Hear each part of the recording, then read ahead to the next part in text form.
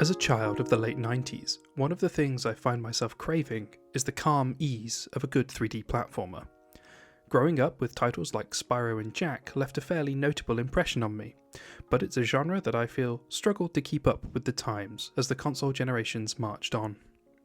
Certainly, there was a shift in the gaming mainstream as the years went by. By the mid-2000s, the preference seemed squarely on the development of gritty realistic shooters, and that trend continued strong for a number of years before finally giving way to the open-world action games and battle royales that dominate the landscape today. For a short while, however, the 3D platformer was the genre du jour, offering a bright and breezy glimpse of joy amidst the otherwise grumpy era of the 1990s. While the genre might have fallen out of favour in the mainstream, if the 2020s can be characterised by any movement in game development, it's as a scene of burgeoning retro revivalism. Plenty of games we've reviewed on the almighty Backlog have fit into this category, and today's subject is very much a part of that growing tradition. Wavetale is a modern indie take on the action platformer with a strong narrative through-line to pin it all together. You're listening to the almighty Backlog. I'm Ellie, and today's review is on Wavetale, available for PC, PS4, PS5, Stadia, Switch, Xbox One and Xbox Series XS. This review is based on the PC version.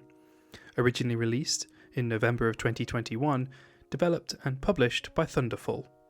It's an action-adventure / platformer game. How Long to Beat has an average playtime of about 5 hours. At the centre of Wavetale is Sigrid. She's a young lass whose entire life has been lived on the endless oceans around Strandville, a long submerged city that exists now as little but tiny islets poking out of the waves. Sigrid's home is a lighthouse island on which she lives with her grandmother. While the pair have a dinky little boat, it's clear that they're in some ways defined by her grandmother's fear of what might lie beneath the ocean's surface, and Sigrid clearly yearns for the freedom to explore. As the game begins, however, that desire seems to be as far away as possible. She's not just stifled by her grandmother, but also by the influx of a rolling wave of smog called the Gloom. The Gloom is more than just a threatening black cloud, though. It has dangerous side effects, namely that from it spawn globby monsters that clump about the place and attack anyone nearby. The Gloom can also swallow or overcome people, such as Sigrid's grandmother, who gets covered in the stuff and becomes a sad blob that morosely lounges about the place. We've all been there.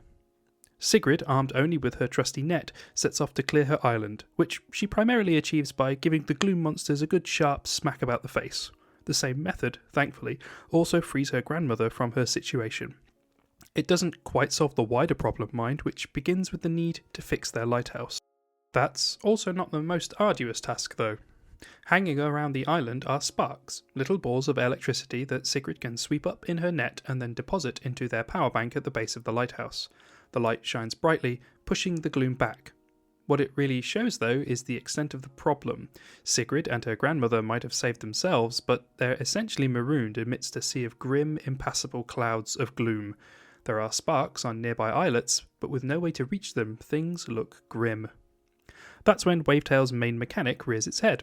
Sigrid takes a tumble and falls into the murky waters. Her grandmother cries out and reaches for her, to no avail. Sigrid is about to be swept away by the powerful currents of the churning ocean and lost forever. But there's an unexpected saviour, a strange, shadowy creature, humanoid but with watery hair and fins, who appears from below and keeps Sigrid from sinking. Sigrid realises that she's standing on the water, feet to feet with the shadow below, like a reflection. As she takes a tentative step across the waves, the shadow follows, and together, step by step, the pair begin to cross the seas. The wave traversal is definitely the main draw here to Wavetale, especially given how much the advertising likes to show it off.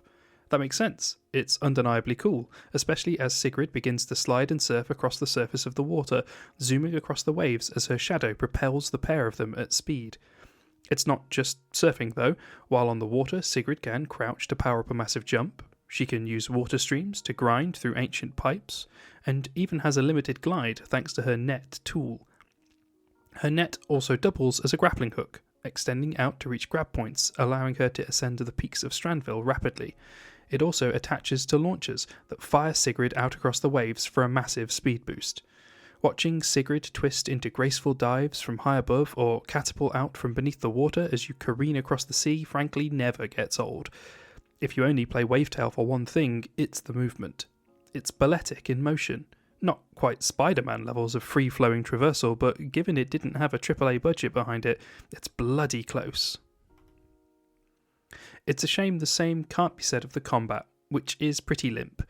Sigrid can swing her net around to bop the baddies on the bonce, and that's about it, other than a tepid jump slam. Enemies don't have a ton of variety. They come in blob form or slightly bigger blob form that sometimes has a charge attack, but none of them really do much to pose a threat. Defeating them is a simple matter of slapping the attack button a few times until they poof out of existence. Later in the game, waterborne enemies show up in the form of giant water striders that scoot across the waves, which is, let's face it, quite funky design. Fighting them, sadly, is also repetitive, but you do at least get treated to the more dynamic scene of Sigrid's attack combo whipping her through the air as she clonks them in the face. What I'm getting at here is there's not much challenge to be found in Wavetale, but that's not necessarily a bad thing, of course. As I've pointed out plenty of times before, the value of a game isn't always in the sense of difficulty. Sometimes you're along for the story or the exploration. Sometimes it's just about the vibes. I feel like Wavetale probably wants to be taken seriously on a narrative level. There's definitely a central plot that informs the progression of the game, built around the presence of the Gloom, and that in turn takes a few twists as you go through the 5 or so hours it takes to beat. There's also a really strong theme of family that runs throughout, which underpins both the story and many of the interactions you can find in Wavetale's world. Sigrid's relationship to her overprotective grandmother makes up a lot of the friction in the plot. In a way, it reminds me strongly of Mirabelle and her abuela in Encanto, and many of the characters you can find dotted about the islands of Stranville are struggling because the Gloom has scattered family or items related to that all about the place. It'd be nice if it felt like there was more to actually find in Wavetale, though. Don't get me wrong, there are side quests for sure, but I admit I didn't do that many of them. The ones I did do were broadly find and fetch style quests. I know that descriptor can sometimes get hackles raised, but given the game is partly about exploration, I think we can let that slide. Other than that, the main collectible you're looking to uncover are entries in Sigrid's diary, which fills out both across the course of the main quest and by doing general completion stuff. Most of this seems to be comprised of cute doodles by our main character and some pithy commentary she offers about her home and its denizens, so if you're a lore nerd, you might well want to take the time to find them. For me, I made the decision fairly early on that completion wasn't going to be my goal. It rarely is, in fairness, but while Wavetale is sweet and charming, it didn't quite grab me enough to want to spend more time in its world beyond the plot, and once the credits rolled, I basically just put it down and moved on. The other thing I noticed in Wavetale were some technical oddities that stuck out to me. First and foremost, I was surprised that it didn't really run that smoothly for me.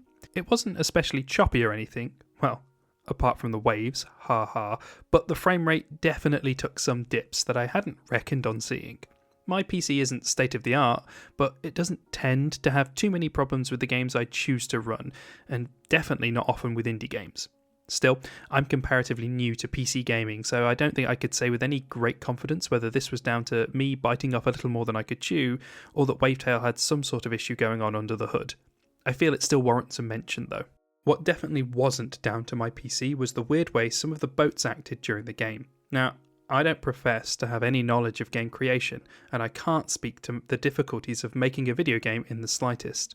That said, I do write about and therefore play a lot of games, so I feel like I do tend to know when something is obviously not working as intended. I would hazard a guess that programming an ocean in a game is quite tough. That's more so when your ocean is the primary open world. When you choose to make a game about sailing, I would assume you're doing so knowing that getting your world to behave might be trickier than if it was just set on land, at least if any of the other games with similar ideas behind them are any indication. And most of the ones like that I've reviewed have been AAA titles with limitless pots of cash, so for an indie production to take on the challenge is extra impressive to me. The issue I kept noticing in this game was that often boats would act very erratically in response to the ebb and flow of the waves, sending them hurtling up into the sky and plunging deep below the surface of the water as they returned. This site made a late game moment that was clearly supposed to be an exciting, harrowing flight through a ship graveyard smothered by gloom into an unintentionally silly one as Sigrid tailed a flotilla of bouncing ships. On a more annoying note, it also often affected the merchant in the game, who, despite being docked at islands nearby, would still end up violently thrown up and down, making it impossible to land on it and access the shop. I think it's fair to give a lot of that a pass though.